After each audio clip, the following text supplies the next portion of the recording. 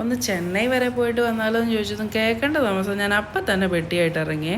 അതിന് മുന്നായിട്ട് നമുക്ക് ഓറിയോനെ കൊണ്ടുവന്ന് എൻ്റെ വീട്ടിലും ആക്കണമായിരുന്നു.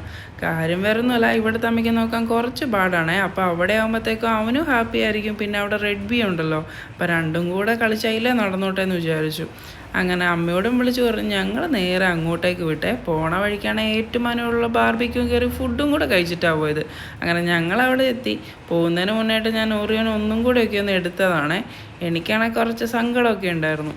അപ്പോൾ ഇവനെ ഓർത്തോർത്താണ് എവിടെയെങ്കിലും പോകണമെന്ന് വെക്കുമ്പോഴത്തേക്കും പോകാതിരിക്കുന്നത്. പിന്നെ രണ്ടും കൽപ്പിച്ച് ഇന്ന് ഞങ്ങൾ അങ്ങോട്ട് ഇറങ്ങിയേ. രാവിലെ ഒരു 8:50 ആയപ്പോഴായിരുന്നു ട്രെയിൻ. അങ്ങനെ ഞങ്ങൾ റെയിൽവേ സ്റ്റേഷനിലോട്ടും എത്തി.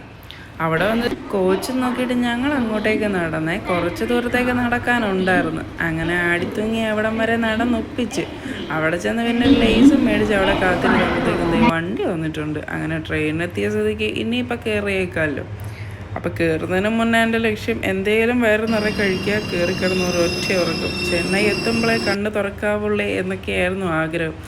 പക്ഷേ ചെല്ലുമ്പോഴത്തേക്ക് ഒരു 11-11:30 ആവുമെന്ന് അവൻ പറഞ്ഞു. അതോടെ എൻ്റെ മൂഡ് പോയി. ട്രെയിനിലാണെങ്കിൽ വലിയ തിരക്കൊന്നുമില്ലായിരുന്നു. അതുകൊണ്ട് ഞാൻ നേരെ കിടന്ന ഒരൊറ്റ ഇറക്കും. അതിന് മുന്നേ സീറ്റ് കിട്ടണമല്ലോ. അങ്ങനെ സീറ്റ് നമ്പറും തപ്പി എടുത്തിട്ടുണ്ട്. അപ്പോൾ ഇന്നത്തേക്ക് ഇത്രയൊക്കെ ഉള്ളൂ. ഇനി ബാക്കി ചെന്നൈ ചെന്നിട്ട് കാണാം. അപ്പോൾ ഓക്കെ, ബൈ ഫ്രണ്ട്സ്.